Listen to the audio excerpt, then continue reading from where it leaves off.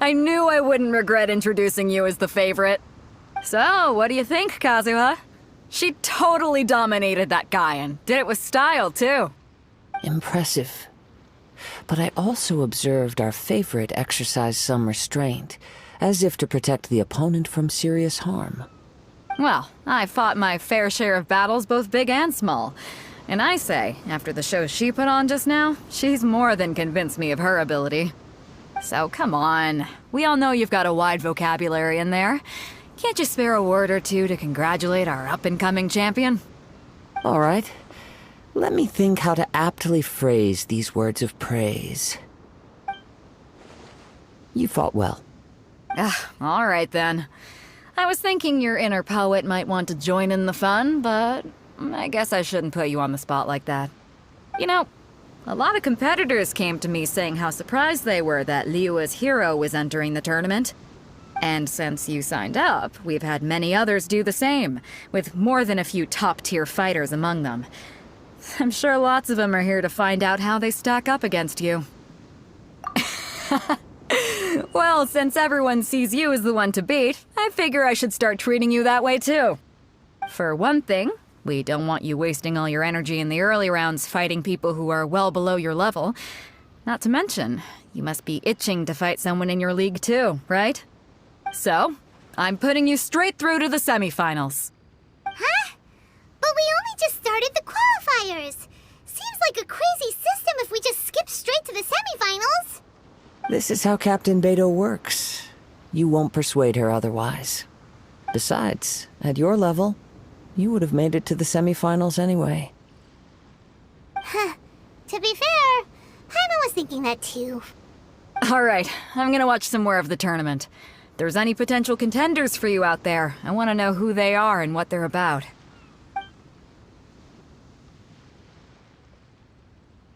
We're finally here, folks. The real show is about to begin.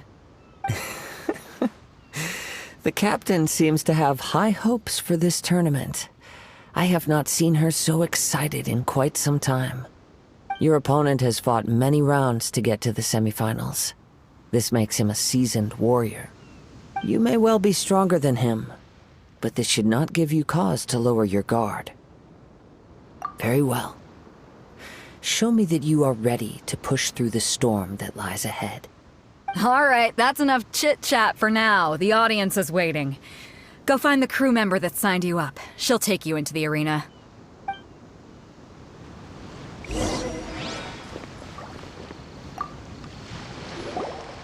Your opponent in the semifinals is new to the Crux Clash, but he has quickly become the dark horse of the tournament. I do not doubt your abilities, but I would suggest that you make sure you are fully prepared before you begin. Relax. My girl's at the top of her game. She ain't gonna lose. Okay, follow me. I'm sweating all over. It's a good feeling. Congratulations. I was beaten by the best. I need to train harder. Right. For a moment there, Paimon was a little worried. If you had a vision, you'd definitely be one of the strongest around. I wanted a vision once, when I was a kid. People said that if you're strong enough, you'll have your chance to get one. But mine never came. I lost interest eventually. You can't depend on a vision like you can your own body. I've fought and won against vision bearers before. The power they have was given to them by the gods. I don't envy it. Huh? You mean you didn't sign up to try and get your hands on that masterless vision? No, I didn't. I only wanted to pit myself against other fighters and see who was the strongest. Only in defeat can you understand your weaknesses and learn from them. So I'm pleased with today's outcome. I don't often have the pleasure of experiencing defeat. Wow! Now that's true strength talking. If you have the chance in the future, please come and spar with me again. I will be stronger next time. By the way, do you know who else made it into the finals? Is it gonna be someone even tougher than you? Whether they'll be as tough as me, I don't know. But what I have heard is that they're extremely quick. So don't get too cocky. There he goes. Maybe we should ask around, see what we can find out about our opponent in the final round. Ah, it's you! I watched your match. What a stunning performance. I myself was eliminated in the third round. Shame. If only I could have advanced one more round. Maybe next time, huh? By the way, do you happen to know who else advanced to the final round? Why, yes. He's the same one who defeated me. He is a formidable opponent, quick on his feet and swift to take advantage of his opponent's missteps. I faltered for but a brief moment, but before I knew it, he had me on the floor. Given my stature, I have no fear of squaring off with physically strong opponents. But faced with a nimble, agile opponent such as him, I found myself completely out of my league. Still, I'm sure he'll be no match for you.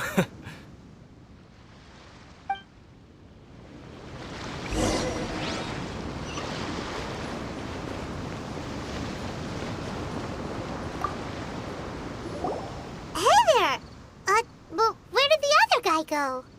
He tried to use force dispersal to deflect a punch, but instead he took it straight to the nose. There was blood all over the place. His opponent was pretty freaked out by it. He kept asking him, "Why didn't you dodge?" But he was pretty much out cold by that point and couldn't reply. "Why don't you dodge?" they ask. Because to not dodge is the very essence of Lingshan clan kung fu. It's just that he hadn't quite mastered it yet. Don't even get me started. I spent all my energy helping him get from here to the boat to take him back to the harbor. But by the time I got back, my scheduled match time had already passed and I had to forfeit. I don't dare tell my master about this, otherwise I'd never hear the end of it. Sorry, I shouldn't be complaining in front of you like this. I'm afraid I'm still a bit out of sorts at the moment, so I probably won't be able to help you with whatever you were here to ask me about. Oh, alright then. Hope your buddy makes a swift recovery. Hang in there. Thanks, I'll do my best. We still haven't got any useful information yet. Maybe we can go talk to... You gave an outstanding performance. Truly commendable. I could sense that you're not familiar with bouts of this kind, and it could have cost you the match. But you were quick to adapt, and managed to claim victory over your opponent. That is a most invaluable skill. In fact, I discerned this not from what I saw, but what I heard. The ground beneath your feet, and the pattern of your breathing. But it is nothing remarkable, for I discerned nothing more than Captain Beto did. He's right. But in my case, I was purely relying on previous experience. I guess not using your elemental powers must be quite new for you, huh? We wanted to ask about who our opponent will be in the final round. Do you think they'll be stronger than the one we faced in the semifinals? Not exactly. Contenders that reach the finals aren't necessarily stronger. They tend to have something unique about their style. As for the guy you'll be facing, his skill lies in his speed, and he has superior form. It's also obvious that he's seen his fair share of battles. What's the matter? Worried that you've bitten off more than you can chew this time? If that is the case, then I have a proposal for you. Let's go somewhere a little quieter, shall we? I haven't properly introduced myself yet. In the land of Inazuma, I was a wandering samurai. Yeah, we could tell that from your getup. But at the same time, when you talk, you don't really sound like someone who's used to waving a sword around. It is true that I am versed both in literary and martial traditions. But on the straggling path of a wandering samurai, is there harm in acquiring a surplus skill? I do not mean to flaunt my martial prowess, but I myself have witnessed reputable fighters hailing from across the lands. I do possess some knowledge regarding your opponent's particular skill set. Given your talents, a few hints from me will be all that's necessary to bring your opponent down. Hang on. Don't you think you're bending the rules a bit there? Gathering intelligence is an essential part of any duel. You must know your enemy. Besides, our favorite here has fought many battles on their journey from Mondstadt. Such impressive feats require more than just bravery alone. You betcha! Wait a second. We never told you that we've been to Mondstadt. Does one not leave a trail when traveling through the wild? In return, nature also leaves its traces upon you. However, there is only so much that can be discerned from these traces. I sense that many things about you elude me still. These are the things I am curious to know about. Come with me. Some post-match entertainment is in order.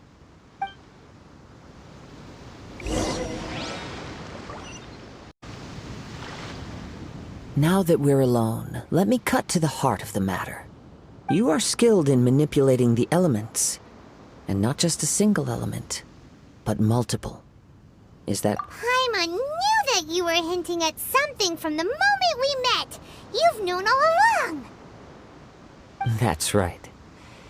If the other contenders were to catch wind of your elemental abilities, let's just say it would cause some unwanted misunderstandings. If I'm not mistaken, you share these considerations, given your reluctance to use elemental skills even in the heat of a match. When I talk about that which I see or hear in you, this is not poetic symbolism at play. I mean these things in the truest sense possible. Since a young age, I have been attuned to the tidings of nature. I hear the breath of the wind and the whispers of the leaves. It is things of this nature that I also hear from within you. Nothing more. As crazy as all that sounds, somehow Paimon still believes you. My humble abilities are negligible compared to your incredible feats.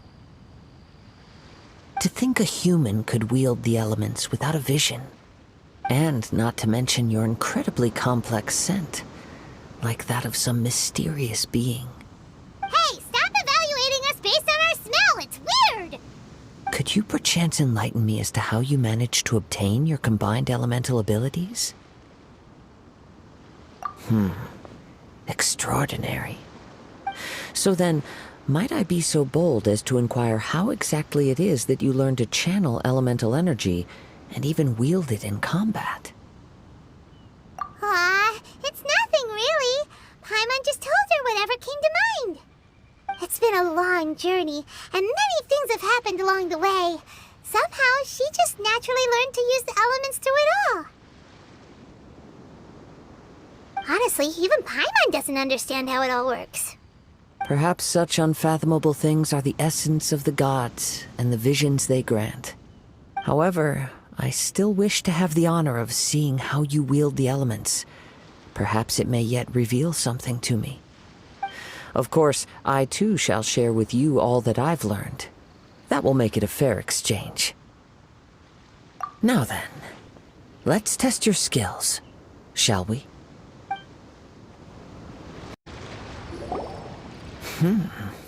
Your skills in battle are truly beyond reproach.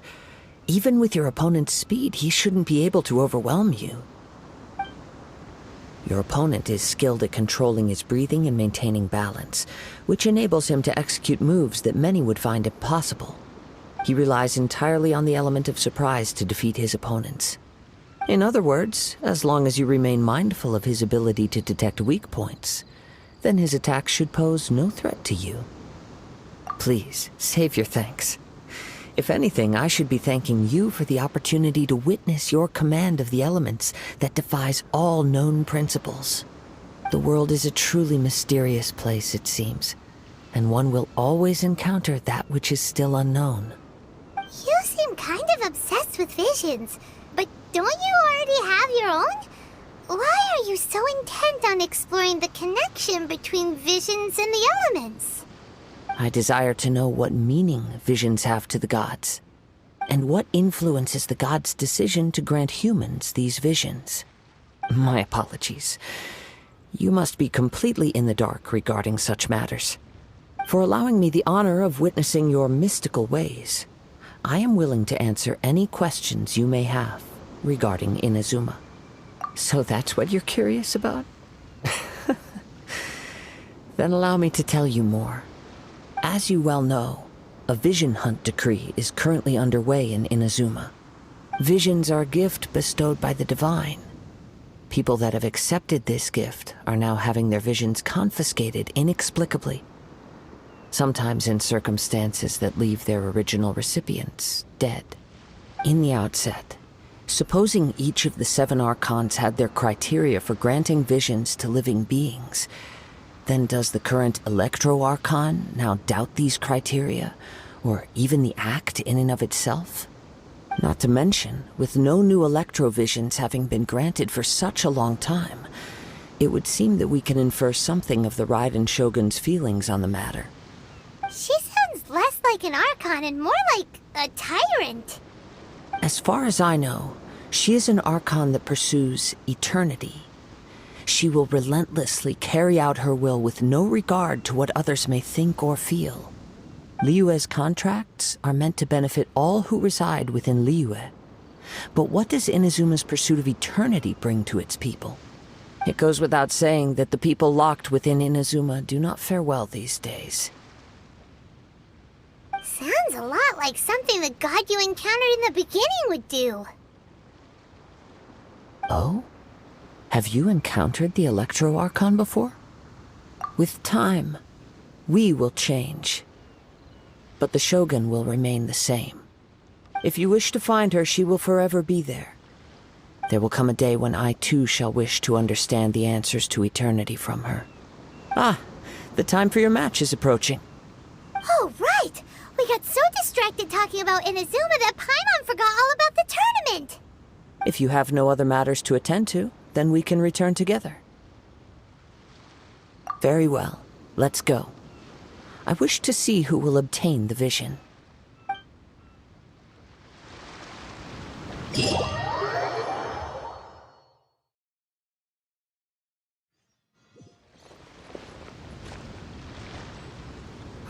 Why isn't he here yet? Never mind. We can start by making your entrance first. Everyone, listen up! Your attention, please! We've reached the climax of the Crux Clash! This is the final match! We've seen many exciting battles today, and now, at long last, the 2 finalists have emerged. Now, I'd like to introduce our first combatant. Though few have seen her, her reputation knows no bounds. She strikes fear into the heart of Osile, and the mere mention of her name causes even Fatui Harbingers to turn pale in the face. Introducing Liyue's traveling hero! Wow! I've been waiting for this moment! I'm sure everyone witnessed her thrilling match in the semifinals. But today's final round will surely take things up a notch. As for our other combatant, he still hasn't arrived. Oh, come on, what could be taking him so long? You can't just forfeit for not showing up like in previous rounds. This is the finals. Apologies, everyone just sit tight. We've got no other choice. If he doesn't show up, we'll just have to postpone the match. Wait a moment. Something doesn't seem right about this. Captain Beidou, perhaps we should check on the prize. Traveler, come with us.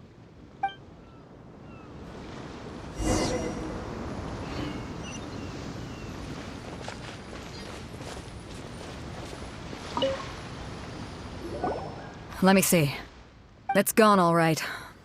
The vision is missing. Huh? Did somebody steal it? Who would dare do such a thing in broad daylight? We don't know when it was taken exactly.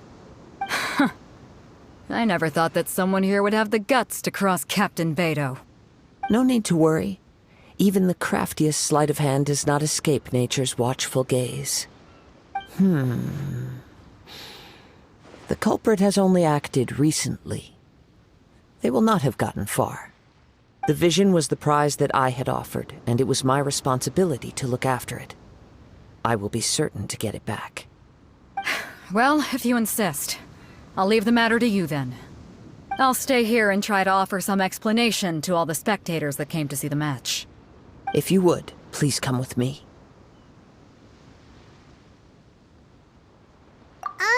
But we're on an island. Where could he have possibly run to? Come with me. I can sense the winds are coming.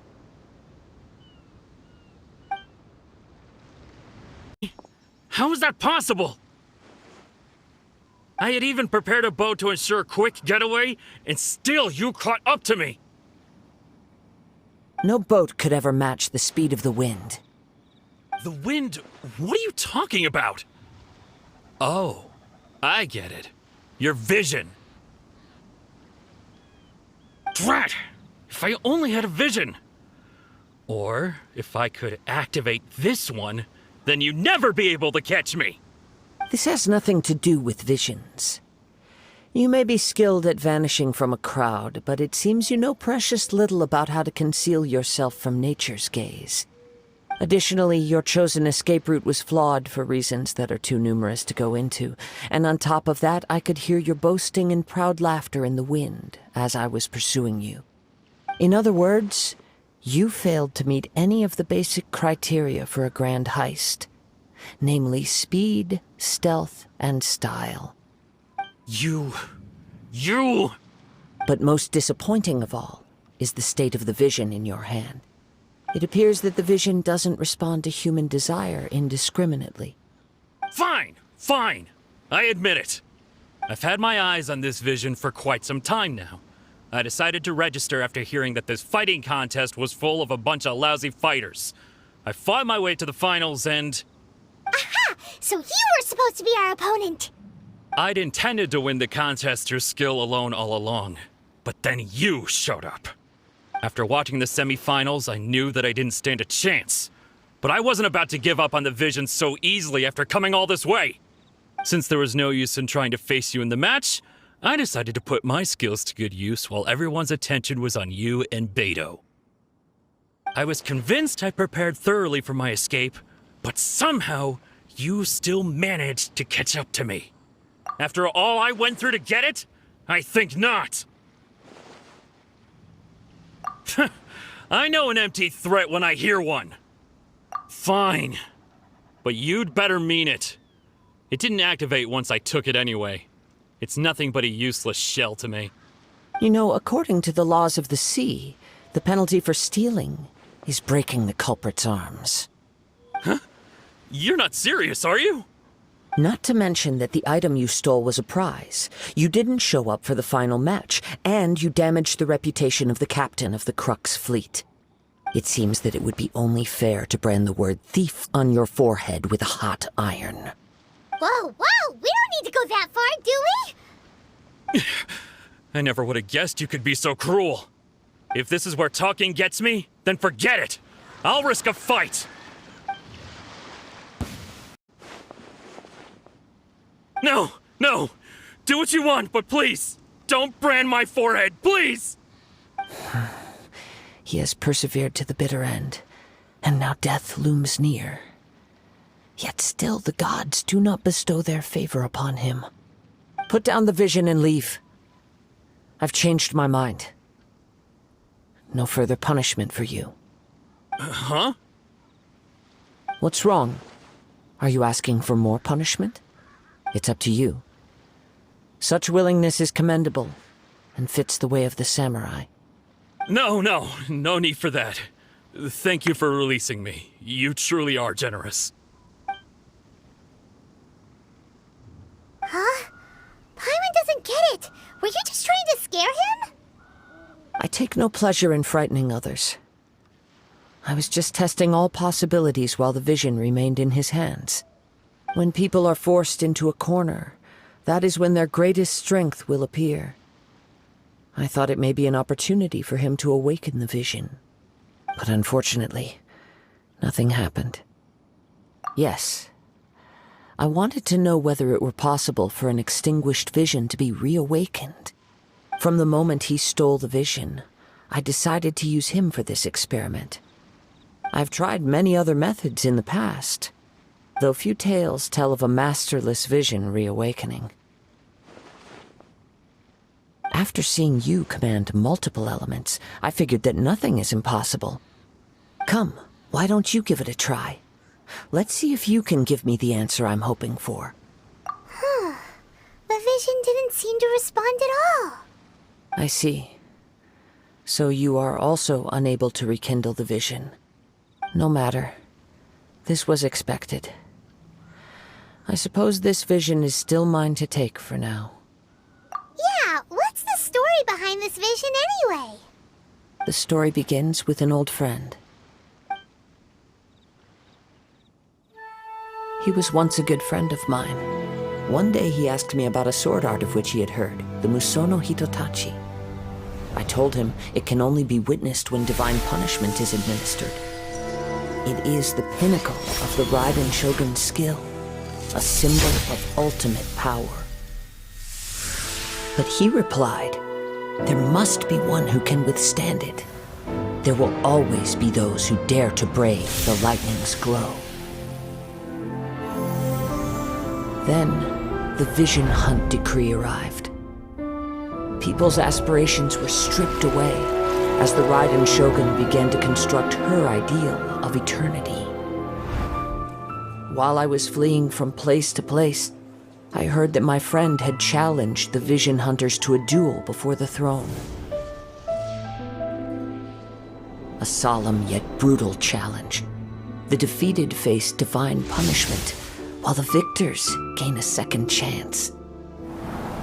Perhaps he thought he of all people should make a stand. Coming face to face with the Musono Hitotachi was all that he truly desired, after all. When I arrived at Tenshukaku, the duel was over. I heard his sentence of divine punishment, his severed blade hitting the ground. Perhaps that was the glory he had yearned to witness. In his last moments, what expression was on his face? Before I knew it, I had stepped forward and snatched the dying vision and was running from the scene. All I knew was that I mustn't let his hope, which burned so brightly, become buried among the ice-cold statue of a god. Perhaps one day, I may come to find that all I have done is meaningless. But as a wandering samurai, I find meaning in traveling and the sprawling beauty of nature that lies along the way, while still retaining the warrior way in my heart. Kazuha. It's just another way of saying I do as I please. All right then, it's time we returned. Do not let my feelings trouble you. But thank you.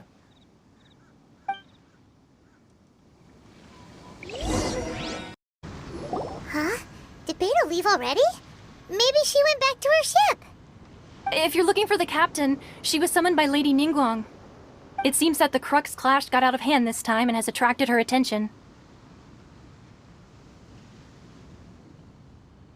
Captain Beto was muttering something about Ningguang being a stick in the mud as she headed off to Liyue Harbor. It's not unusual for those two to be at odds with one another. But still, Captain Beto was disappointed she didn't get to witness the crowning of the new champion. She had been looking forward to it for quite some time. The one who stole the vision was originally to be this hero's opponent in the final round. He knew he stood no chance of winning the match, thus the wicked idea of stealing the prize took hold in his mind. In which case, the Crux clash comes to a clear-cut conclusion. Huh? So that's what happened? If that's the case, then the rules stipulate that he is disqualified, and our hero here is the champion. Paimon thought we'd win and all, but not like this. It doesn't matter. As the saying goes, honor given is honor deserved. Now, let me go prepare the champion's medal to award you. Yes, I believe so. Though Captain Beto is no longer present here, I'll be sure she receives word of it. She is a woman of her word. But the voyage to Inazuma is a treacherous one. You will be plagued by a perpetual tempest the entire trip. In fact, the relentless rain and wind are also an embodiment of the Raiden Shogun's will to close the nation. Hold on a second. You're saying she can change the weather just with the power of her mind? Let us not forget that this is one of the 7 Archons. If Liyue's Morax could form Guyun's stone forest by casting down his stone spears, then it should come as no great surprise that the Raiden Shogun is capable of summoning an eternal tempest. Suffice it to say that if you wish to journey to Inazuma, the Alcor will need some time. You will be notified once all the preparations have been made. In the meantime, I intend to embark on a journey of my own. I will travel all across the vast lands of Liyue in the hope of finding a way to reawaken the vision. Paimon believes you'll find a way for sure. Thank you. May both our journeys prove meaningful. One final word of warning. The part of your journey that lies after the storm may well prove to be the most arduous. Ad Astra Abyssosque. What can I do for you, traveler? Ah, yes. I've heard that you've already made arrangements with the captain of the Crux fleet regarding your passage to Inazuma. Is that correct? Now that I think about it, it's been quite some time since I last visited those lands. Unfortunately, I don't have any current intel that would be worth sharing with you. There you are. You're the traveler that Beidou will be taking to Inazuma, right? The fleet is nearly completed reprovisioning. Once the crews have taken a head count, we can get underway. Captain Beidou sent me to come get you. We'll weigh anchor as soon as you're aboard. Seems Beidou is the captain of her word. Of course! There are many things that the captain insists upon. I'm sure you'll see for yourself once you're on board. So you'll be heading off then? I suppose congratulations are in order. Whether the journey before you leads to the heights of the heavens or the depths of the abyss, each step you take is another achievement. Until we meet again, Ad Astra Abyssosque. Oh, it's kinda hard to say goodbye now. We practically see each other every day. Well, if that's how you feel, why not come and find me when you arrive? I'll be awaiting you on Narukami Island.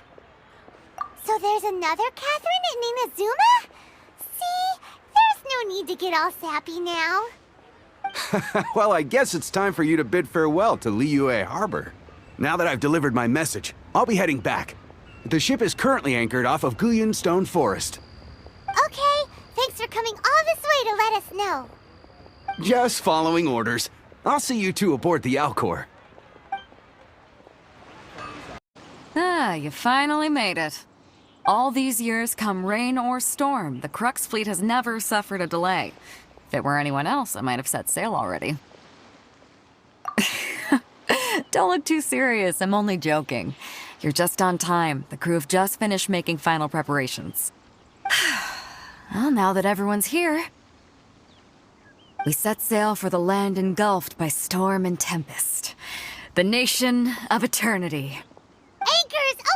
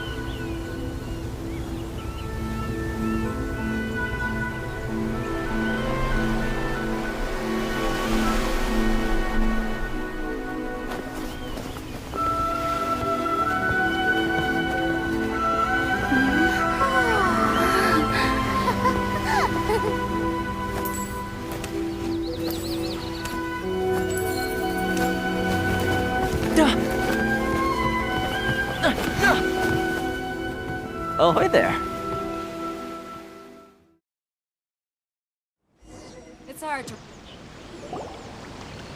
So, you finally made it. You sure kept me waiting, Captain. And it appears we have a couple of stowaways. Or perhaps I should say, honored guests. Shush!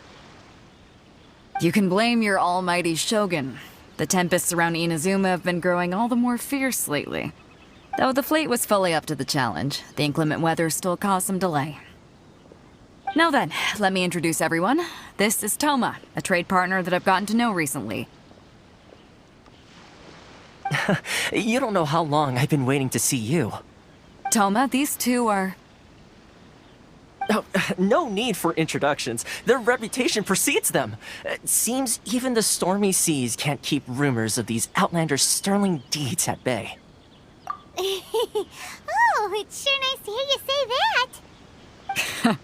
With any luck, it'll give you a head start here. Toma's resided on Rito for quite some time now. It wouldn't be going too far to say he's the fixer around these parts. If you run into any problems here, just talk to Toma. But if he tries to pull any moves on you, I'll be sure to deal with him personally the next time I'm around. No need to worry. I'm sure we'll get along just fine. Good. Then if it's all settled, I'll be going. I wouldn't want to be caught with my sails down here. I do have a wanted fugitive on board after all. Oh, right. Kazuha. Until next time, traveler. Remember to give it your all, no matter what perilous storms you may encounter. Fair seas, Captain Beto. Bye-bye!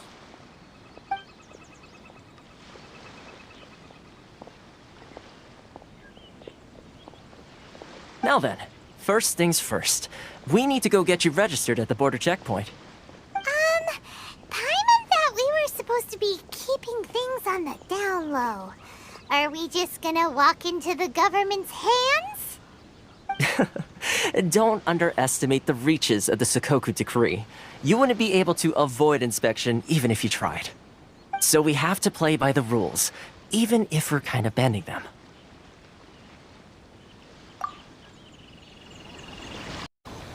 Hello? Please state your name, identity, and the purpose of your visit. Oh, except you, Toma. You must be new here. Uh-huh. Excuse me? Please provide the information requested and also declare any goods you are carrying with you. Currently, only members of the International Trade Association are authorized to engage in the import and export of goods. Do you have your trader's permits?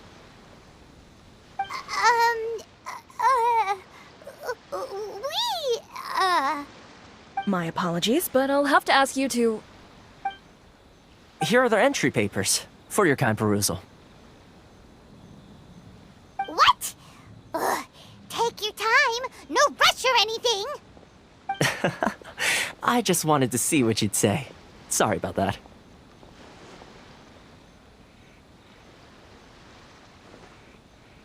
I see. Okay. Your papers are all in order. Welcome to Rito. Whew. So, where do we go next? The Outlander Affairs Agency.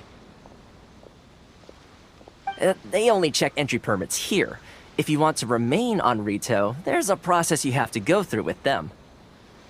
Sheesh. So it is super strict, just like everyone says. Well, let's not forget that to everyday folk in Inazuma, people from everywhere else are referred to as outsiders. As the word suggests, Outlanders aren't very welcome in Inazuma with the Sakoku Decree in force. Not even on Rito, where they've established an outsider settlement.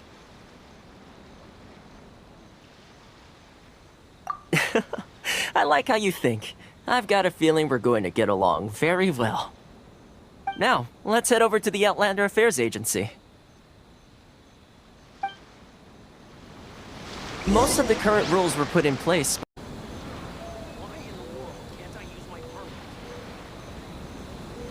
You've completed the entry procedures, yes? And now you want to apply for residency? Both of you? Yes, please.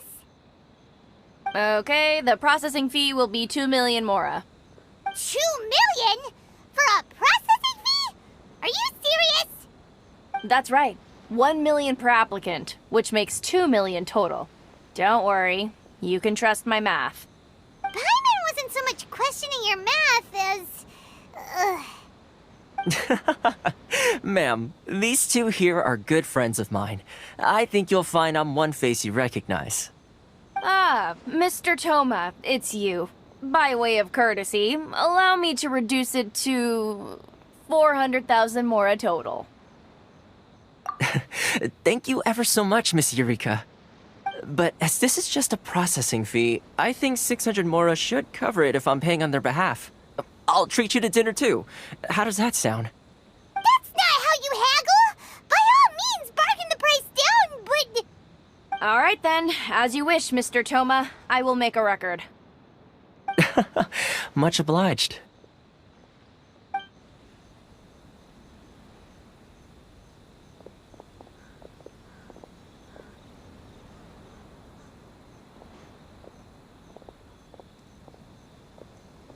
What? She went from 2 million down to 600? There's something seriously wrong with people's sense of finance around here!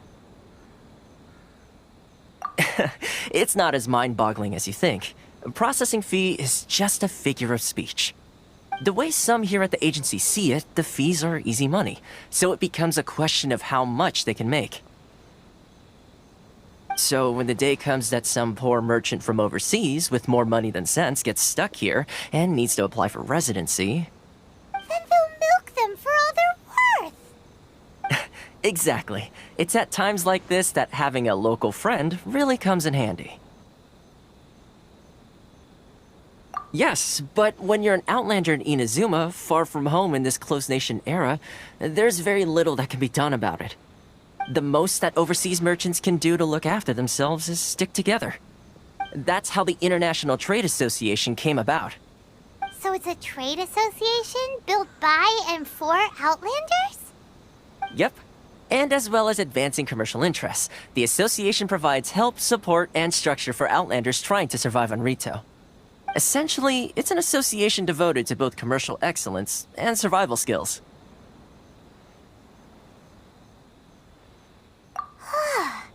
Sounds like just staying alive is an achievement when you're an Outlander in Inazuma. I see. So this is the real purpose of your trip. Yes, given that you are Outlanders, it's certainly a lofty aspiration. After all, the Raiden Shogun is the most exalted and revered one in all of Inazuma. She is a deity who reigns on high, while all other life gazes up in awe. Huh. I was going to say nothing is set in stone when it comes to who you will encounter in this world. Who's to say you won't happen to run into the Raiden Shogun one day after lunch? Uh-huh. And is that likely? Okay, I'll give it to you straight. I know of a way to introduce you to the Raiden Shogun. Really? Wow! The Rito Fixer's better connected than we thought! I mean, it will take all the resources I have at my disposal, but it can be done. However, before we get there, connections come at a high price, you understand? Not you too! No. In this instance, when I say price, I'm not talking about Mora. In fact, there's no real cost as such. It's just that if this is something you really want, you'll have to agree to help other people solve some of their problems first. I like to do things in a way that keeps everybody happy. It's my own personal rule for dealing with situations like this. Sounds very reasonable to Paimon. You're the man in the middle, so you have to trade favors to keep everyone indebted to you. Why do I get the feeling you're making me out to be some sort of crook? Never mind. Here's the situation. As I touched upon earlier, the members of the International Trade Association are constantly struggling to survive. Recently, things seem to have gotten more difficult than ever for them, so just go and check things out. See if there's any way you can help. The head of the association is called Carisio, and he's a good friend of mine. Go talk to him. I'll wait for you here.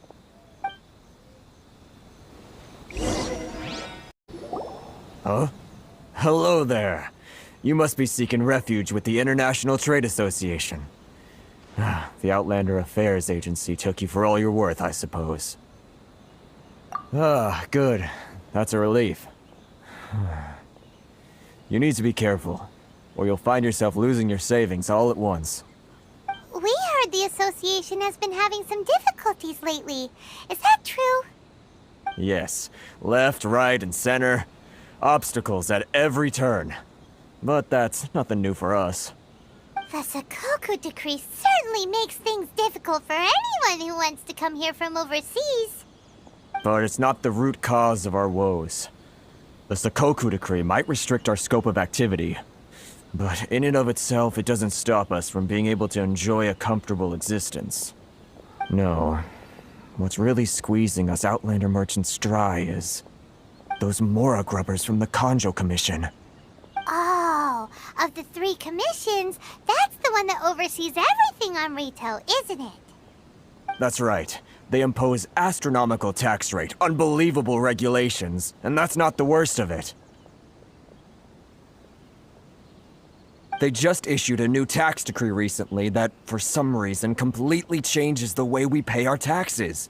It used to be Mora, but now it's something called Crystal Marrow. Crystal Marrow? What's that? Something that most of us in the association had never heard of before either, until the new decree came along. Eventually, one of the older Liyue merchants recalled that he once shipped a batch of it to Snezhnaya in his youth. So, in order to pay our taxes, we began an arduous search for this crystal marrow. But then we found we'd only managed to create a bigger problem for ourselves. The rising demand for crystal marrow drove the price higher and higher. Now there's only one vendor who even has it in stock. We can't get a hold of it anywhere else. Isn't that what they call a monopoly? Exactly. So this vendor keeps pushing the price up, and we have no choice but to buy from them because the tax decree forces us to. It's a vicious cycle. The consequence of which is that our taxes will soon exceed our profits. And once that happens... We've tried communicating with the Commission directly, but this is a nation where the cries of a few struggling merchants will never be heard over the ever-present roar of thunder. Fontaine, my dear homeland. I miss you an awful lot at the moment. Sounds awful. They're really bleeding them dry. What do you think we should do? But Karisu's the head of the association, and even he hasn't had any luck. Not to mention, we're Outlanders too.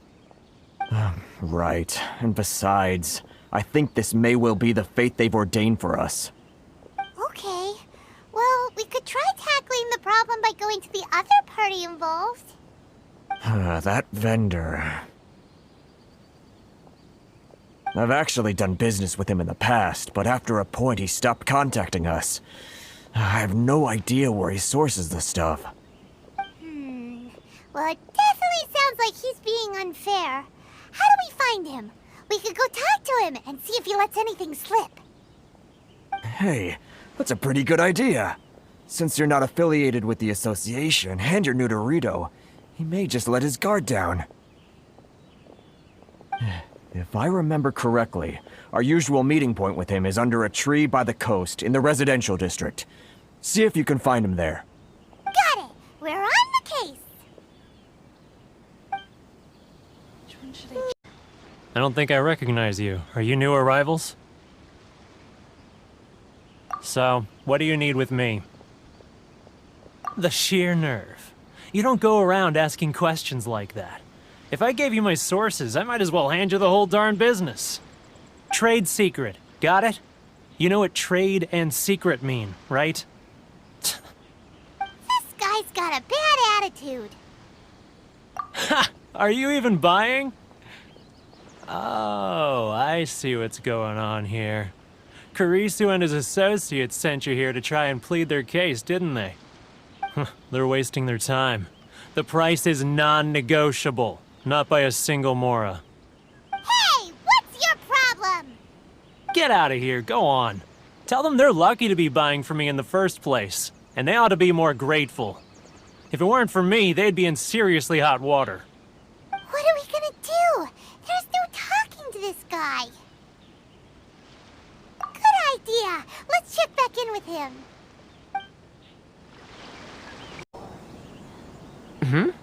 That was quick. You resolved it already? Actually, we're having a little trouble. No? Well, by all means, tell me what you need. I'll help as much as I can. Getting you to go fixing things when you've only just arrived is quite a demand. Oh, that guy? I'm familiar. He used to be a bit of a sorry sight, selling shells that he'd collect on the beach just to get by, but he seems to have suddenly shot up in the world recently.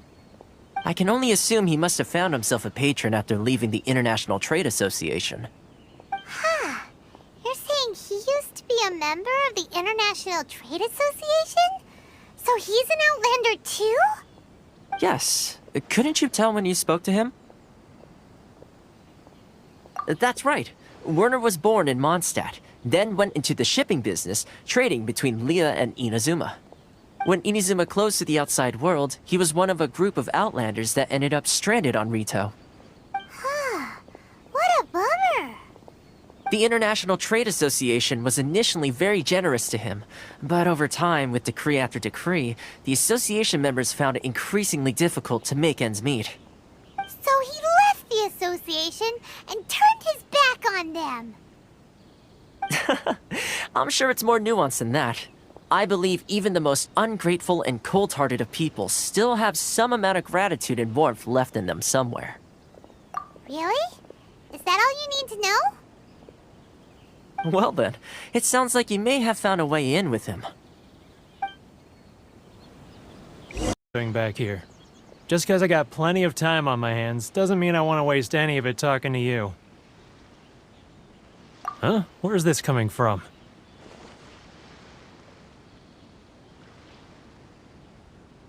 Mondstadt? You were talking about Mondstadt.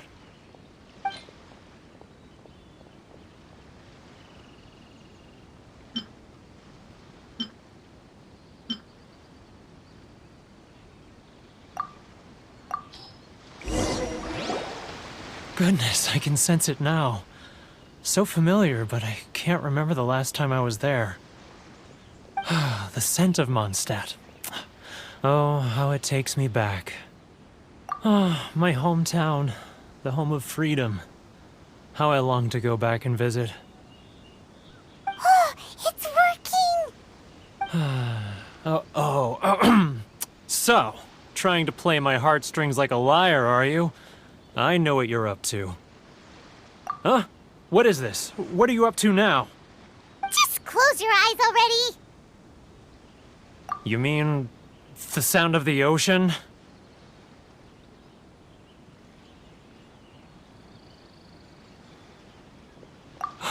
Leah Harbor. I can see it so clearly. Oh, and the sound of the waves. The calls of the merchants. Xiao lanterns. I'm right there at the lantern right. Oh, look at them floating up into the sky. This guy has a really active imagination. Either that or he really does miss Liyue Harbor. Liyue.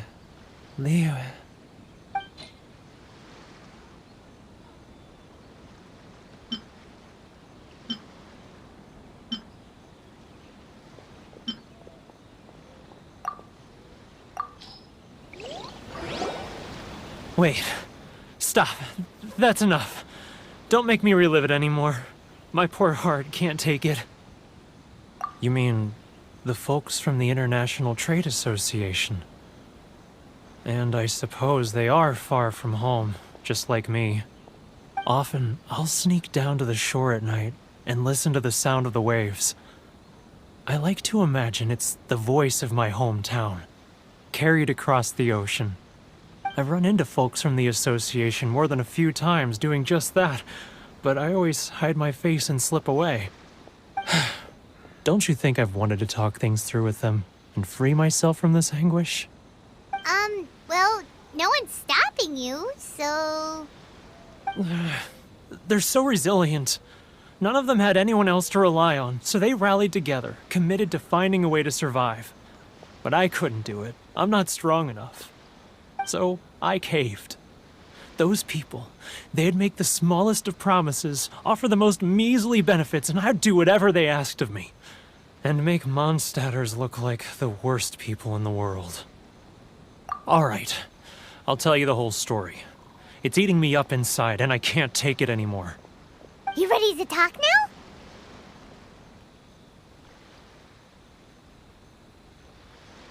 But I betrayed them. I can't show my face there. Come on, you scaredy cat. Look, you messed up, but now it's time to make things right. So come on, get it off your chest. What's the deal here? It's a scheme by the tax collection Ashigaru, Keijiro and his companions. They start by overtaxing the merchants, then take the extra crystal marrow they receive and stockpile it. Once the merchants run out of places to buy crystal marrow, they get me to sell that extra stock back to the merchants at an extortionate price, with the proceeds going to the tax collection Ashigaru. It's plain evil gouging them like this. I'm their puppet, yes. But my cut is a tiny fraction of what we take in total. It's barely enough for me to live on. Evidence? You're right. Without conclusive evidence, he will never admit it. Now that I think about it, whenever I report back to him after a sale, he always heads to the same place. It's always made me suspicious. As it happens, I handed some Mora over to him not long ago. I can show you where he went if you want. Really? Well, then there's no time to lose. Let's go. Keijiro! It's him! After him!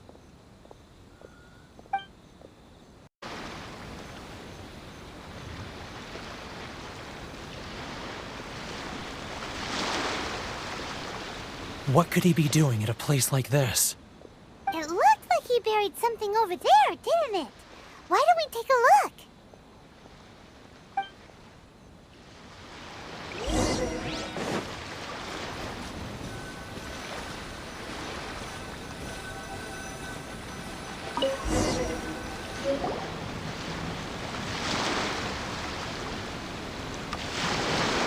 Whoa, it's a ledger. Boring! Paimon thought he'd hidden a big pile of Mora here. Yeah. Let me take a look here. Aha! Yes! This is what we're looking for. A clear and complete record of every single transaction, each one proof of his guilt. Great! Well, now we have our hard evidence. Let's go tell Karisu the good news, shall we? I'll say goodbye to you here then. Huh? You aren't gonna come with us? I need a little more time before I'm ready to face the head of the association. I'm sorry. Huh. Poor Werner's a pretty awkward guy, huh? But we really don't have anything left. If this keeps up, our sales will come in at a loss. There'll be nothing left for us to do but starve. You know the decree. The rules are the rules. No discounts, no exceptions, and no excuses. And who are you? Another new member of the association? It just so happens that we found your little ledger, so now we're here to tell everyone all about how you embezzled crystal marrow to sell it right back to the taxpayers. Huh? Is this true? You've been swindling us! Well, you see, the taxes, Let me take a look at the ledger.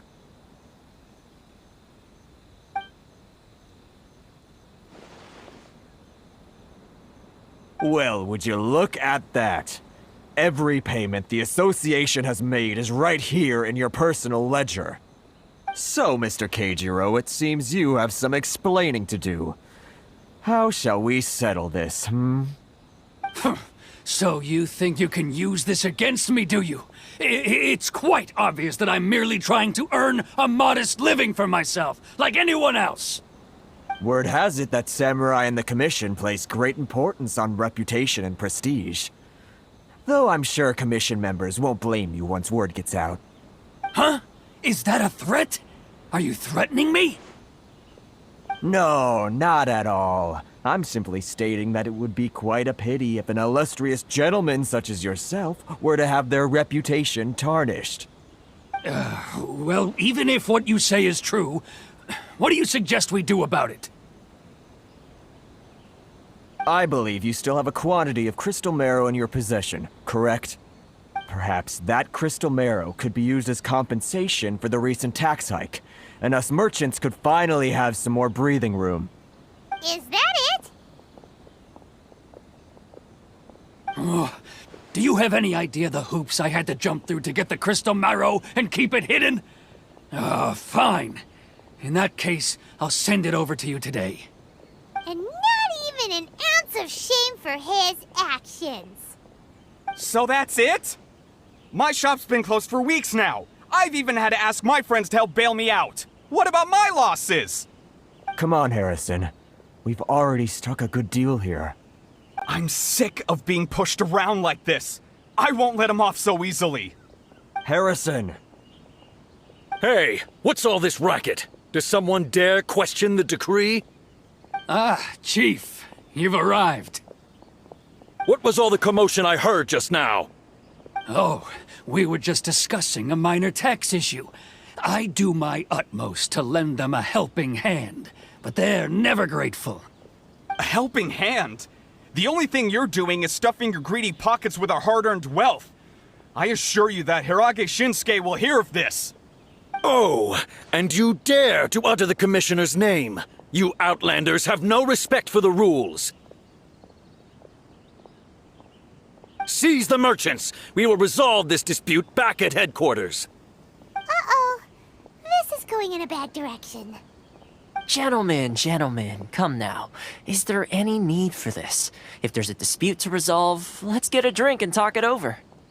Who are you supposed to be? And why in my right mind would I join you for a drink? Ha! You never heard of the Fixer? Here's my card. Huh. You're from the Yashiro Commission. Shh. Huh. Well, this is Kanjo Commission territory. However powerful the Yashiro Commission may be, you have no business meddling in Rito's affairs. Of course not, of course not. Still, perhaps you could show the young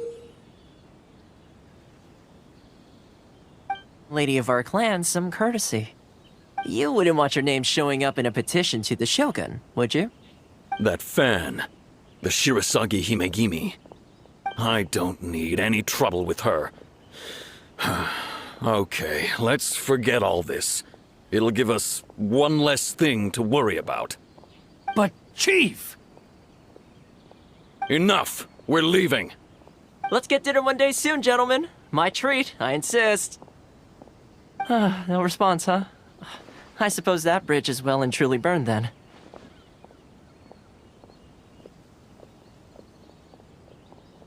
Thank you so much, Toma. But I'm sorry your relationship with the Kanjo Commission had to suffer for our sake. Hey, I was joking. It's a small price to pay, and you're more than welcome. If there's anyone you should be thanking, it's the Traveler. She's the one who found a way to turn things around. If nothing else, I'm sure the tax collection Ashigaru will tread a little more carefully in the future. Toma? What was all that? Shh, not here. Too many people listening. Let's move somewhere else. Corruption seems rife in the Kanjo Commission. They truly are rotten to the core. All right, time for me to answer your questions. What would you like to know? Straight to the point. Let me reintroduce myself. I belong to the Kamisato clan of the Yashiro Commission on Narukami Island. I'm an attendant of the Shirasagi Himegimi. You've been keeping your true identity a secret from us this whole time? Oh, the Yashiro Commission. Guessing that's another branch of the Tri-Commission? Correct. The Kamisato clan is the head of the Yashiro Commission, who manage ceremonial and cultural affairs. I'd go into more detail on what exactly that covers, but I'm not even sure myself. I'm just someone who was fortunate enough to be taken in by the Kamisato clan. My role is to take care of the daughter of the clan, Kamisato Ayaka, also known as the Shirasagi Himigimi. Seems like she must be super famous in Inazuma, given the reaction of those guys just now.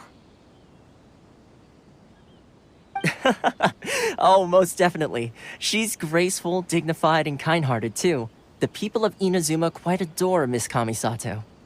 Her fame even somewhat eclipses that of her older brother, Kamisato Ayato, despite the fact that he's the current head of the clan. I suppose those who treat others with compassion earn themselves the same treatment in return. Miss Kamisato's situation certainly seems to attest to that. Take me, for example. I'm just an attendant, and yet she treats me as an equal, as she would a friend. You're asking the right questions, and to be honest, I don't want to keep you in the dark any more than is necessary. Firstly, you should know that being a fixer is not something you can fake.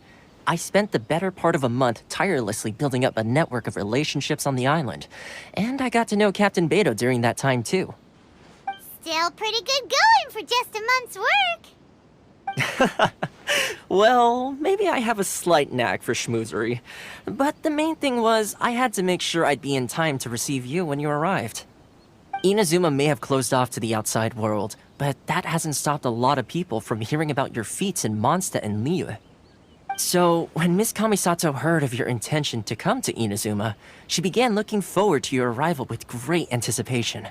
She's excited to find out whether the rumors are true. That is, that you have what it takes to change the tide of the times. Change the tide of the times? In the test I gave you earlier, although there were a few hiccups at the end, it was you who found the way to turn the situation around. Navigating powerful people, using their character flaws to your advantage. It's just what Miss Kamisato had hoped to see. With your help, even the Vision Hunt decree...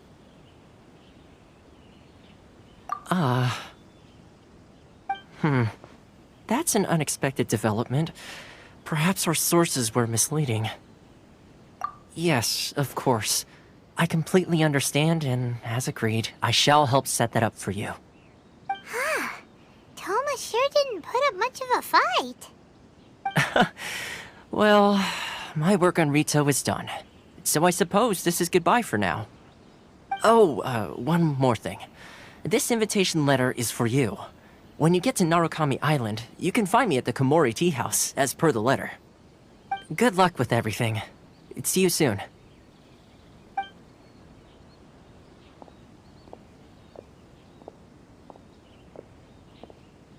Toma's not such a bad guy, huh? We should get going. Huh? What's up? Oh, right! Paimon forgot all about that! Wait, so did Toma forget that too? Oh, darn it! No wonder he was so matter-of-fact about the whole thing! As soon as we get off Ritu, Paimon's going straight to Komori Tea House to settle the score! Well, guess we should give it a try. Let's head to the border and see how far we get. Present your travel permits. Sorry, but we really gotta get to Narukami Island. It's kinda urgent. If you don't have a travel permit, this is as far as you'll get. Those are the rules. As expected. Traveler, you gotta think of something. How do we get out of Rito? Are you saying we should go and meet with the Kanjo Commissioner? Guess it can't hurt to try. Even if Paimon has a few choice words to say about his subordinates. Who knows? Maybe he's our biggest fan.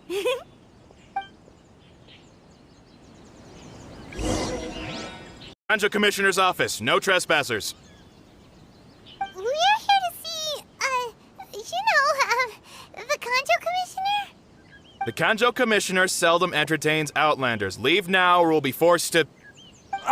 Wait. Oh, Commissioner! These two are honored guests from afar. No need to give them the usual spiel. Come on in. Let's see what we can do for you. Huh! Did you get all that, mister? My sincere apologies.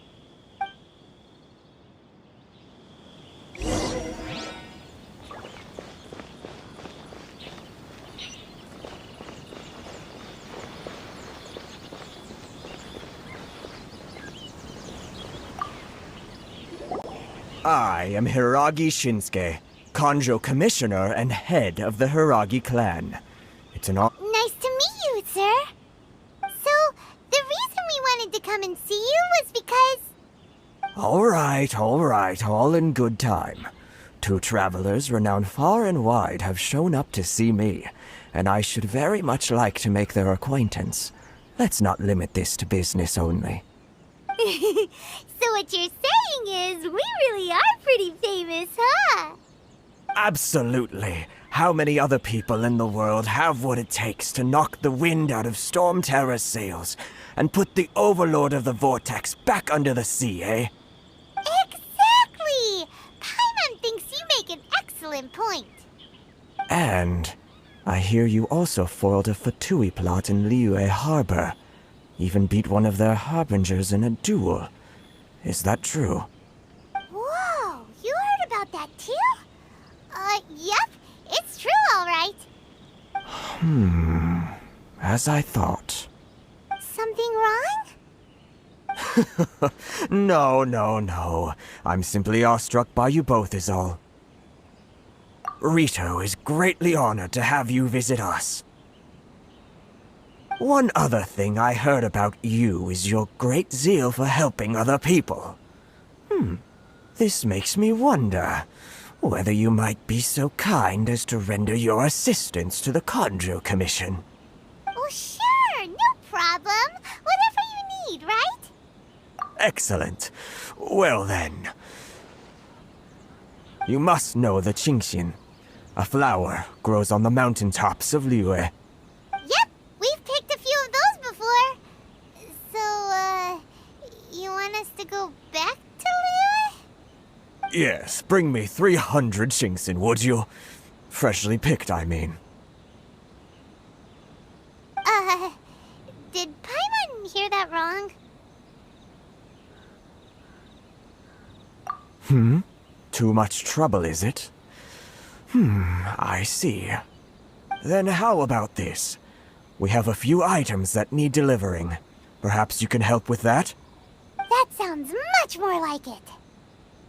709 letters to be precise. Hey, what gives?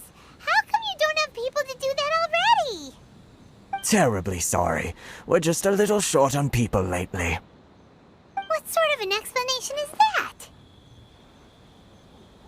Traveler, what are we going to do? Should we really help this guy? That's the spirit. Don't keep me waiting too long now.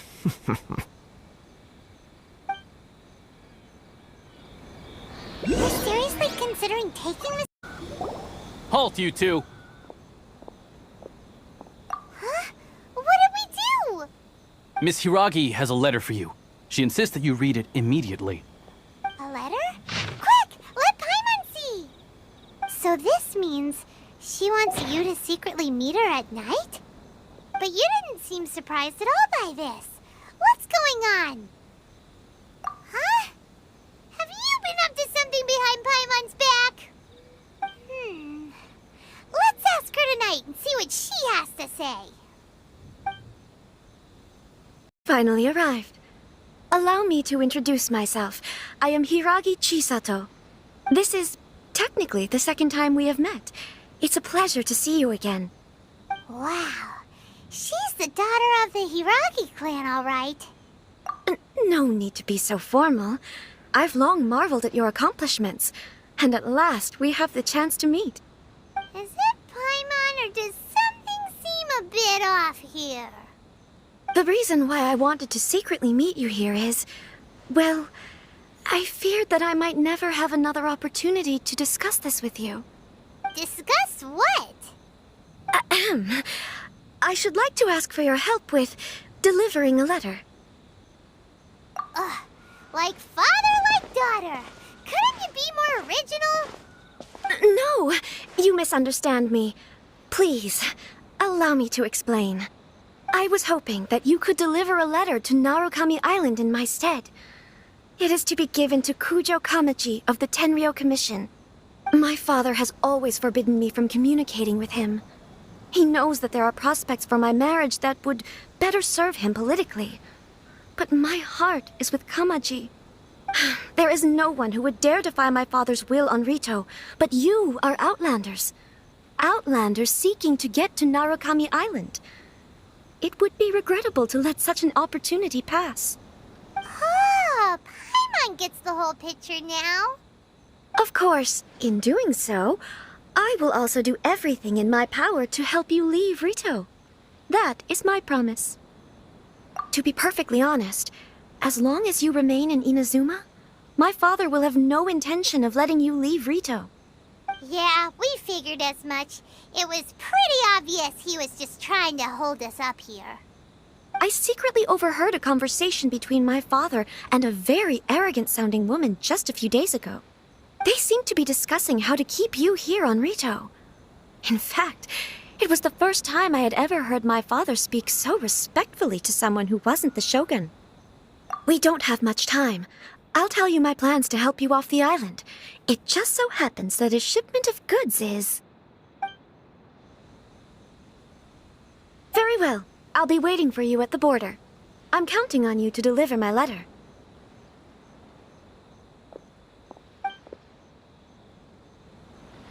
These goods are being sent to Watatsumi Island?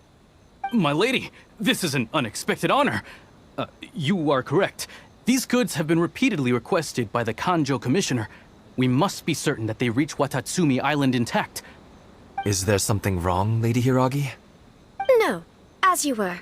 My father simply has some concerns of the shipment's safety, and has ordered that myself and an additional qualified escort be dispatched to ensure safe transport of the goods. My lady, you aren't suggesting that you intend to escort this shipment personally, are you? There's certainly no need for you to trouble yourself with such a matter. And as for this qualified escort... Please, do not cause us any further delay. If memory serves me right, my father has already asserted that this shipment must arrive on time. I'm certain punishment will be duly dispensed if it fails to do so. Yes, of course, my lady. It's just that, well, we don't know who this... Now, need I remind you of the penalty if anything were to happen to me en route? I'm sure you are all quite familiar with my father's temperament. Do you really presume that you can fully guarantee my safety on your own? Boy, Chisato can talk the talk. They don't stand a chance. Yes, my lady. Very well then. It's an honor to have you accompanying us. Your safety is our highest priority. Shinojo, you can't really be agreeing to this. Well, the request is from Lady Hiragi herself. It is our duty to serve her in the utmost capacity. Yes, but that's not the problem here. Well then, if we're through here, I suggest we set off at once. Dawdling will only allow potential thieves more time to prepare, no? Yes, my lady. You heard her. There's no time to lose.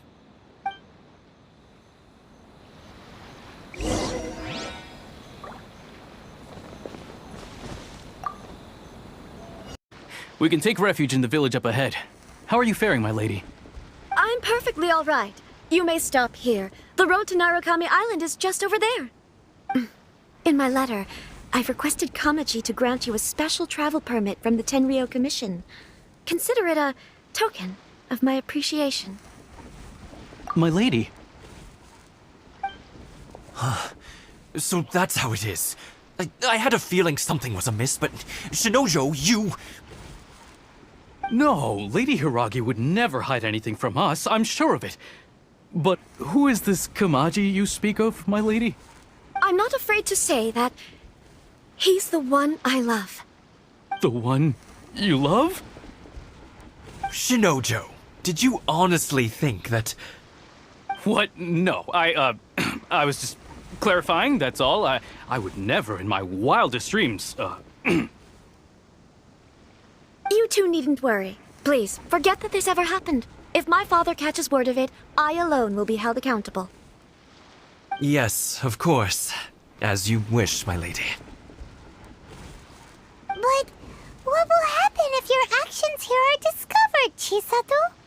Don't fret. My father has always been one to spoil me.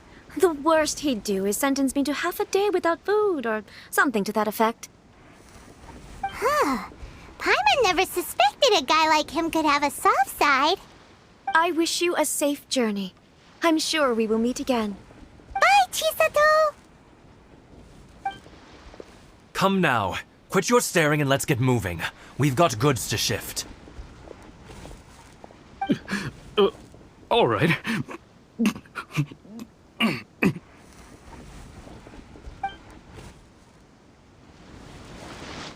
To the letter, this should be the place. Sorry, we don't serve the general public. I'm afraid you'll have to leave. Wait! We're not the general public. Well then, you must be a couple of wandering outlanders that snuck into the nation, judging by your attire. Are our clothes really so... what Paimon means to say is...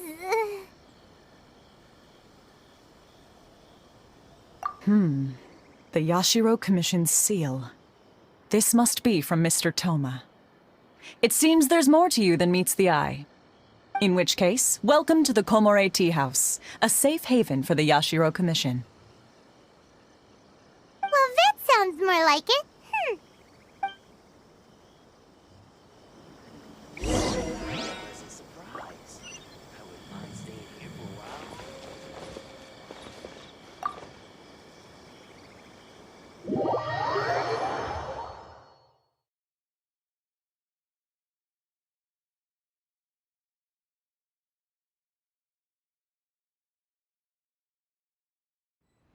Well, now that we're here, where's Toma?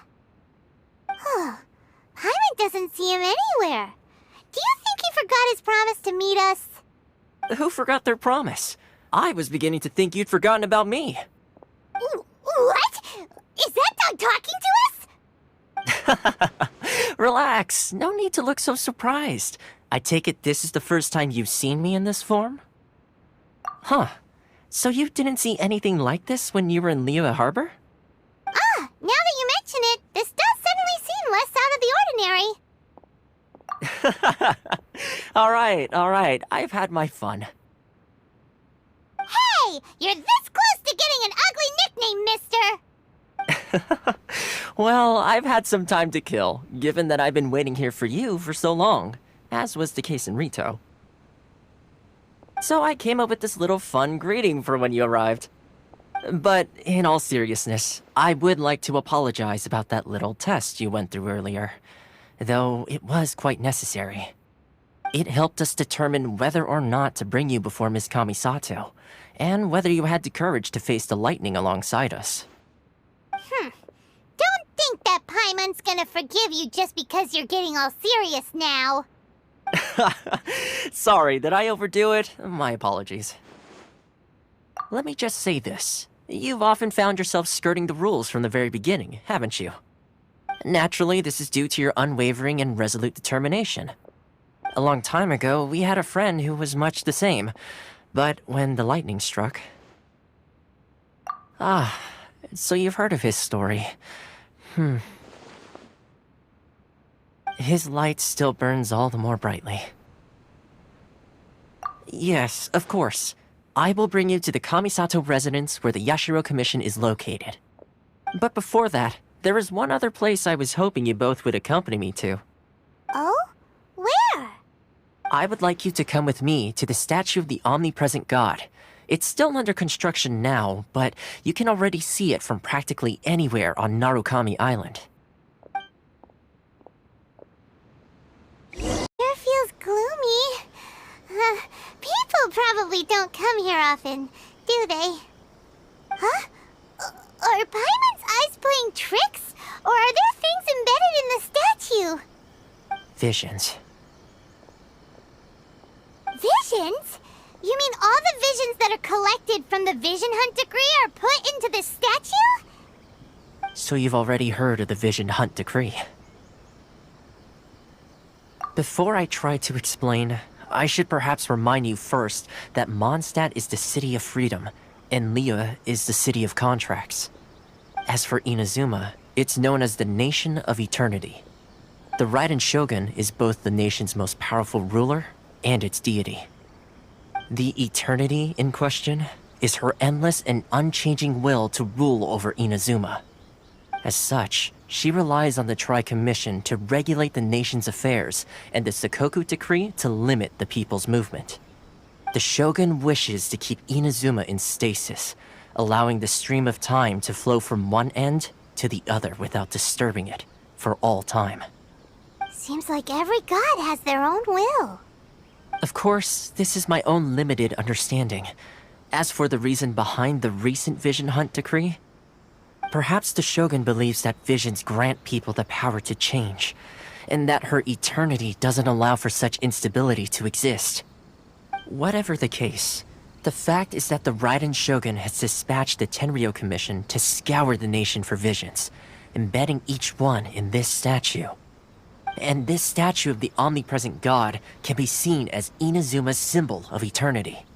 But if that's the case, wouldn't you say that the Raiden Shogun is being, I don't know, selfish? Only outlanders such as yourselves would ever dare speak out so directly against the Raiden Shogun. And yet, I agree. The Vision Hunt Decree is something that simply should not exist. And Miss Kamisato has been committed to fighting it since the day it was announced.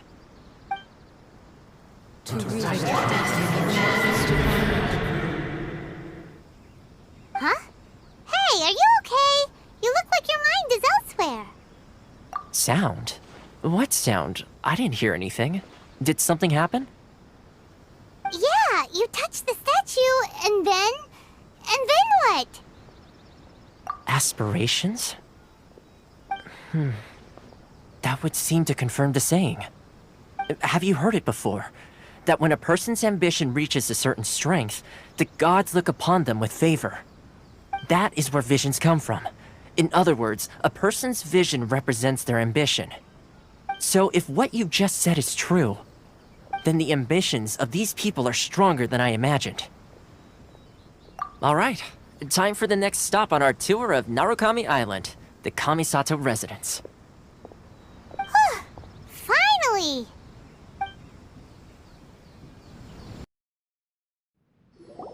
So, this is the kind of place where the big shots of Inazuma live, huh?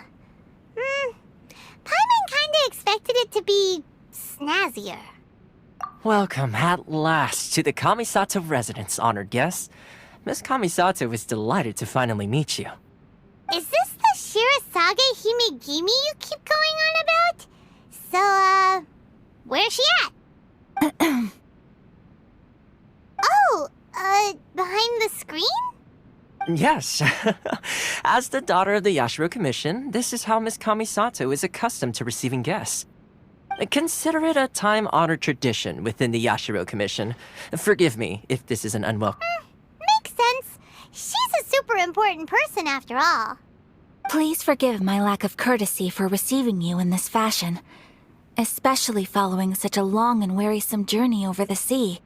I have awaited your arrival with great anticipation, and Toma assures me that you do indeed possess the power to change the tide of the times. At present in Inazuma, in the name of the Vision Hunt Decree, the people's aspirations are being senselessly trampled underfoot.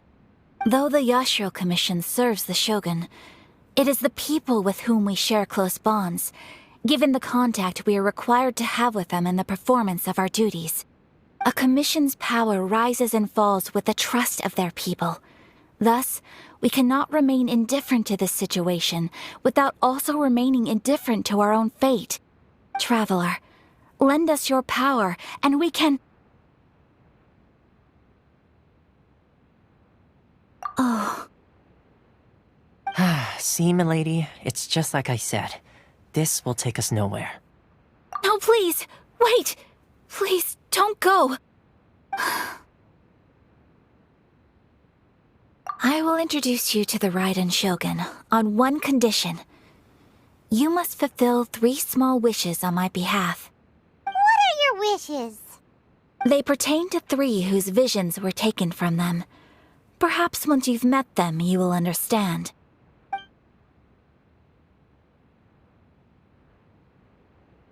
A warrior who guards a village, a former samurai who helped carry out the Vision Hunt decree, and a swordmaster determined to become the best in the world. Does Paimon got that right? Correct. Please do all you can to help them. I will await your return here. Then you have my gratitude. I'm sure you'll do great. Where's the person Ayaka told us about? Why are you doing this? Why leave all of a sudden, after all these years? Precisely. It's much too sudden. We've had no time to prepare. The children are desperate for you to take them out to play. Please, we urge you to reconsider. That must be the guy Ayaka told us about. Let's go over and see. Tejima, so what's made you want to up and leave all of a sudden? Me? It's not a question of why I want to leave, but a question of what reason I would have to stay. True, but that's not why I chose to stay here. And what made me want to come here 30 years ago? And why have I never wanted to leave in all that time? I don't have answers to those questions because I can't remember anymore. Ever since they took my vision away, it's like a slice of my memory is gone. In the past, I knew I wanted to stay here. But whatever resolve I had then, it's gone now. So I thought, what's to stop me from moving around instead? The emptiness inside me will be there either way. Okay. Well, in that case, if we help you rediscover the reason you chose to stay, you won't need to leave anymore, right? But if you can't remember anything, it's not gonna be easy. Oh, maybe if you just try a little harder to remember, then it'll all come flooding back? Oh, that reminds me. Last time I brought Tejima some fruit, I do believe I saw him writing in a diary. I keep a diary? If you say so. I honestly can't seem to remember. Oh, yes, you do. And what's more, I remember you saying at the time that you wanted to make a note of a few interesting things. Things which would prove very important at a later date. Perfect! So if we want to keep Tejima from leaving, we just need to find his diary. It must be around here somewhere. Let's take a look. If you don't mind, we will leave you to find the diary. We should head back to the village to inform the others of Tejima's situation. Let's see what we have here. Today, the villagers and I got together to cook dry braised salted fish. I messed up and burned mine a little, so I had to pretend that it was black snakehead instead. Today, I helped rescue a kid who had fallen in the water. After I pulled him out, he told me that his best friend Bamboo was still in the water. I searched the water the whole afternoon before finding out that Bamboo was the name of his pet crab. I went kite flying today. The string broke, so I chased after it as fast as I could. I soon realized I was never going to get it back, so I just found somewhere to sit and watch as it flew away into the distance. Seems like your average diary of daily village life. Huh? Wait, there's more! I went to pray at the shrine again today and stayed there a while. The omamori you gave me has faded a little, but it is still my most treasured possession. Now that's the kind of info we're looking for. Time to pay a visit to the shrine. Omamori Tejima wrote about. Interesting. Looking at the color and the design, Paimon would have thought it belonged to a child.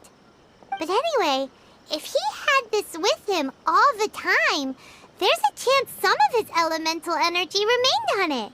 Do you think that it might come in handy? This seems to be somewhere that Tejima visited a lot. The soil looks like it's been disturbed. Maybe Tejima buried something precious here. Something that kept him in the village all these years? Must be something pretty amazing if it made him stick around for 30 years. Let's dig it up and take a look. It looks like a letter. The paper's gone yellow. Must have been written a really long time ago. Konda Village. Sounds so familiar. Where is that place again? So the reason Tejima came here was to wait for someone. But he's been here for 30 years. Oh, guess they didn't show up in the end, huh? Well, let's go give Tejima his stuff back and take it from there.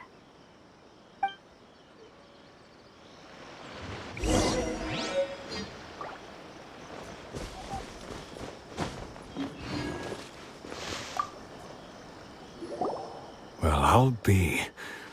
That's certainly my handwriting. And I guess the Omamorian letter belonged to me too. But I have no memory of anything that's written in this diary. Still, it's clear that I was waiting for someone here, and that I chose to wait for 30 years. Over the years, I must have made a note of anything interesting. Anything that I could share with her when we were finally reunited. And just look at all the things that did happen over the years. The time has flown by so quickly. 30 years feels like the blink of an eye. How could I have forgotten something so important to me?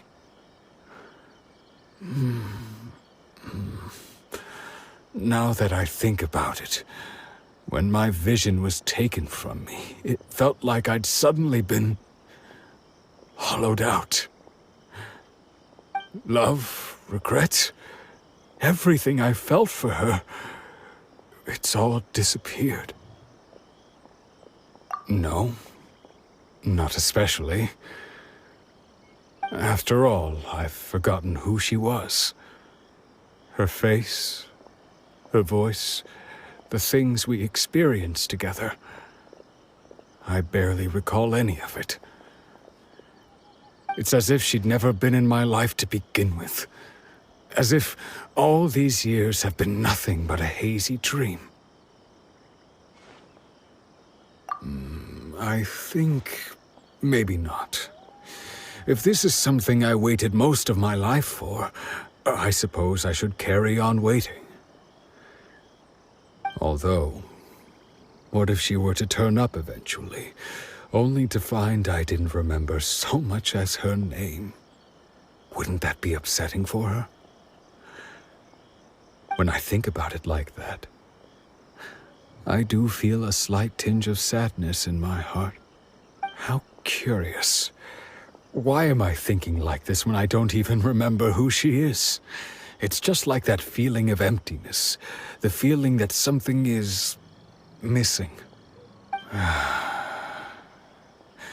Thank you both for helping me reconnect with my reason for staying here. I shall remain here and keep waiting for her. Tejima seems to be dealing okay, but still, it makes Paimon really sad.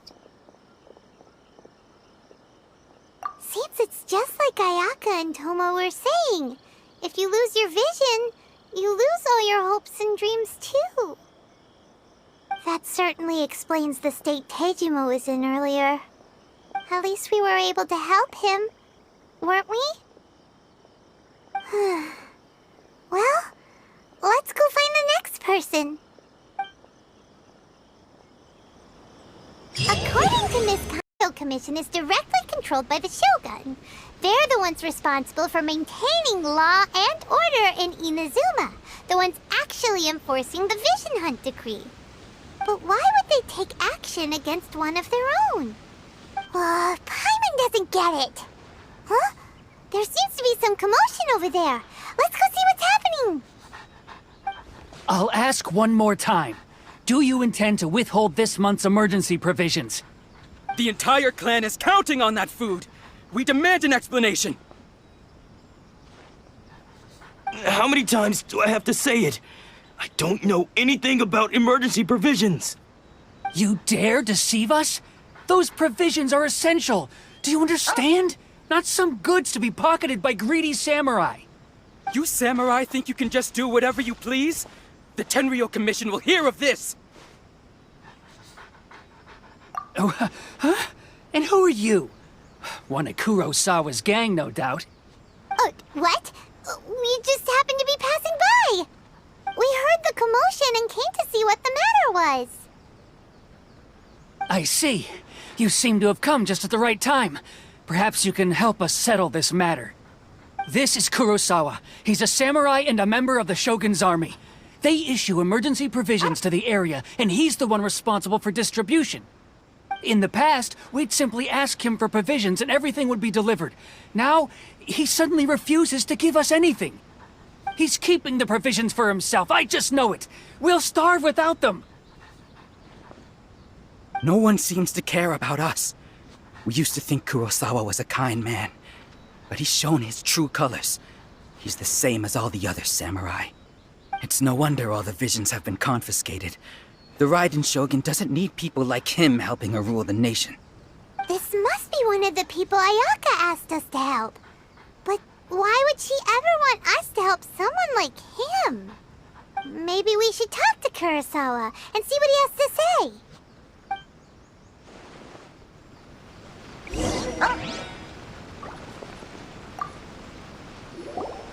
I've never even heard of these emergency provisions. I don't know whether it's rumors or whether they're trying to blackmail me. But either way, it's ridiculous. If I was hoarding supplies, would I still be the poor man I am today? My own family can barely get by as it is. Now, if you'll excuse me, I've got other matters to attend to. And that's the first bit of truth I've heard all day. The Shogun's army told me that I was unworthy of my vision. And they said I was slacking off in my work. Apparently, I'd even disappointed the Raiden Shogun. And that's why they confiscated my vision. Well, that's strange. You were helping enforce the Vision Hunt decree. Why would you be unworthy of your vision? To be perfectly honest, I don't seem to remember the details. All I know is that I would perform certain things every month. But I don't recall what they were. And it's not just that. I have this unsettling feeling, like someone owes me something. Does it have to do with the missing emergency provisions? I didn't take any. Like I said, if I was taking them for myself, I wouldn't be going through such hard times right now. To top it all off, my house was just raided by treasure hoarders. Which is why I came here in the first place. I was chasing after them when I got held up by these two. If you don't believe me, go find the treasure hoarders yourself. If there were any emergency provisions to be had, they would have found them. He seems to be telling the truth. But we better confirm. Let's go round up those treasure hoarders and see what they have to say. We should be able to follow their tracks. They couldn't have gone too far.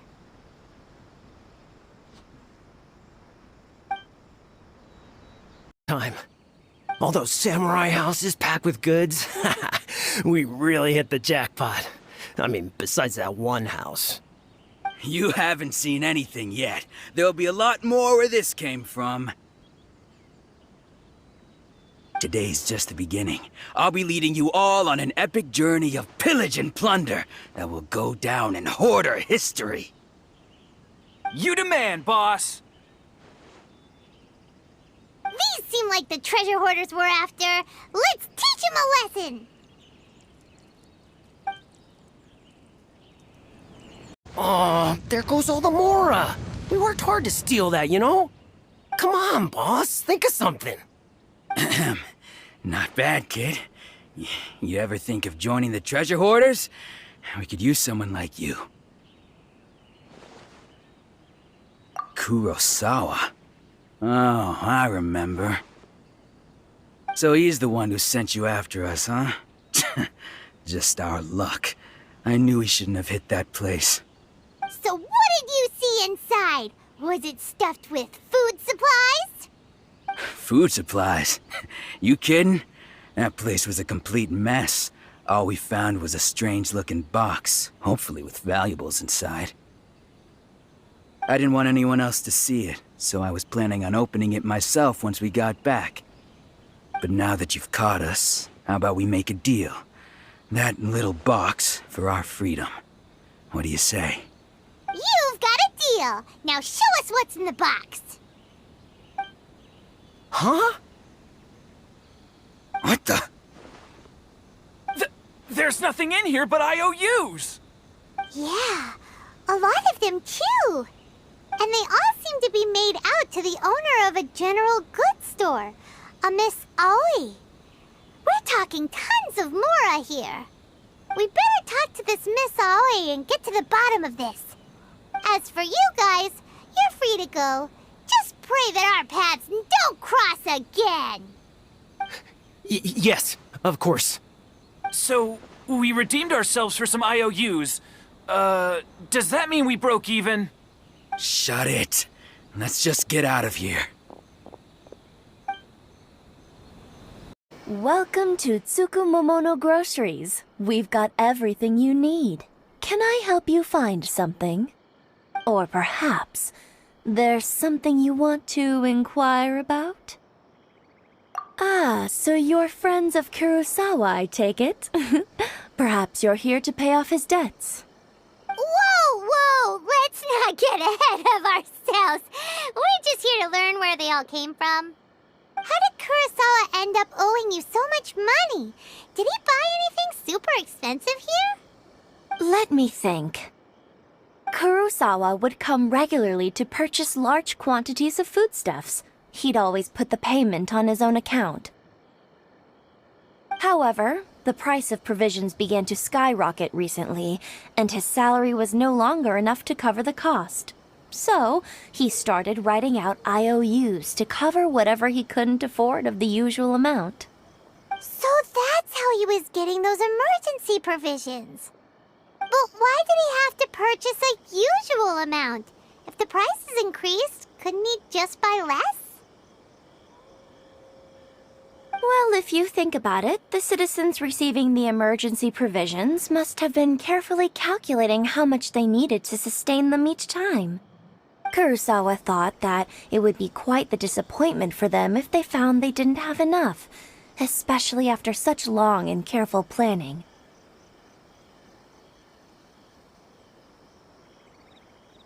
So he deemed it necessary to take on the debt rather than let the people down. Wow. Kurosawa was purchasing all the emergency provisions at his own expense. And no one ever appreciated what he did. They just complained and held him accountable. People's attitudes will always reflect their circumstances. In the face of hardship, nobody cares to think twice. If you ask me, had Kurosawa told everyone the truth about the supplies from the start, then there wouldn't be such a severe backlash now. Of course, I'm sure there would still have been some unrest. What he was doing was truly a thankless deed. As for why he chose to spend his own money on emergency provisions and never tell anyone, I'm still not too clear myself. If you're still curious, why don't you go ask him yourself? I see. That reminds me, it seems that his vision was recently confiscated. Most unfortunate. If he doesn't clear the debt on his name, he'll have no choice but to sell that sword that is so dear to him. Sword? What sword? Oh, Didn't he tell you? He possesses a very valuable blade. He's carried it for years now. I've asked him about its origins. He told me that it was a gift from his father, that it was too precious to sell. In hindsight, I regret that I never made an offer on it. Everything has its price, at least that's what I think. Why don't you ask him about the sword yourself? Perhaps it'll even provide you with the answers you're looking for. Oh, but before you go, if you would kindly settle today's bill. But we didn't buy anything! Information is also a kind of commodity, wouldn't you agree? Don't worry, I won't charge much for information about Kurosawa. Nothing we ever discussed was explicitly confidential anyway. Oh, let me think.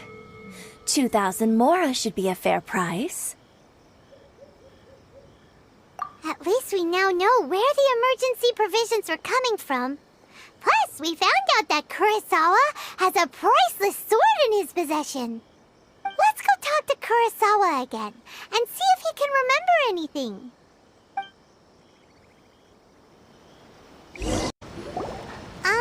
What are you doing here all by yourself? Where did those other two go? I presented them with a choice. Either they left or I drew my sword. They left. It turned out to be a real time saver, actually. Perhaps I should start using it more often.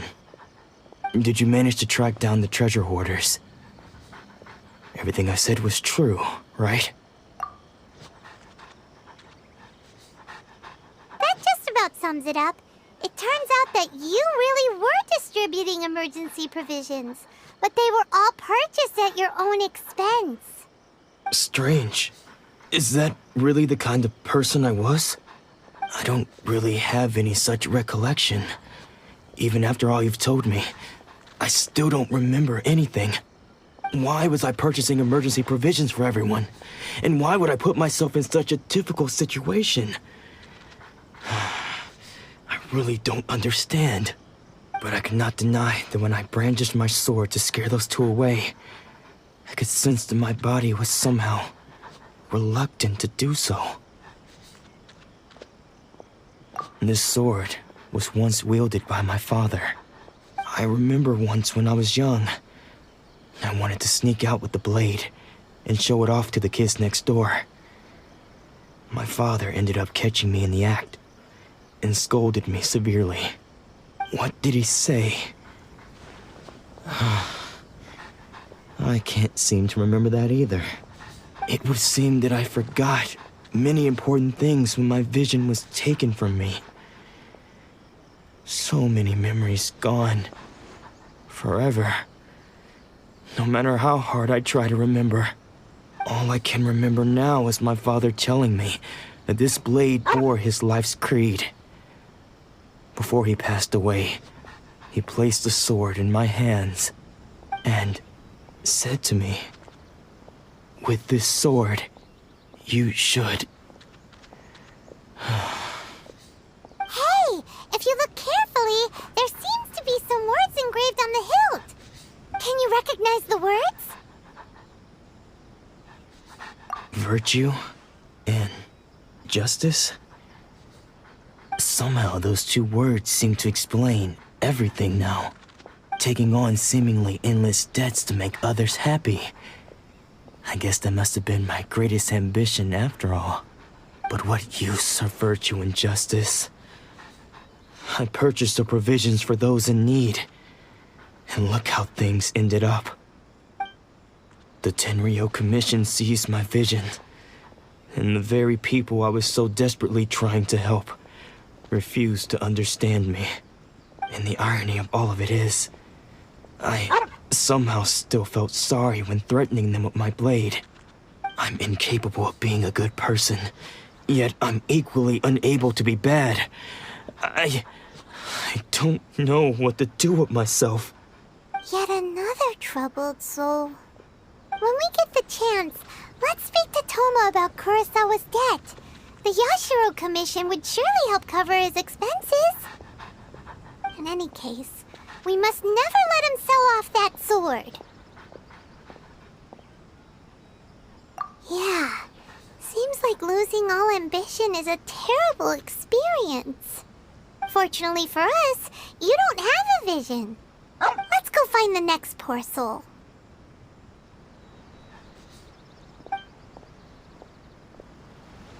Who had their vision taken is supposed to be a famous sword master around these parts. Paimon heard that he's the present-day master of Meikyo Shisui art. Sounds pretty impressive. This is his dojo. Luckily, there's some people around. Let's go talk to them. Nanako, don't worry. Sensei will be fine. Those thugs that challenged the dojo were strong, but he fought them all off in the end, didn't he? Maybe, but I'm still worried about him. Things have gotten dangerous before in the past, but it's never shaken him. This time, though... It's just because he's been possessed, that's all. Once the exorcism has taken place, he'll be right as rain in no time. Hey there!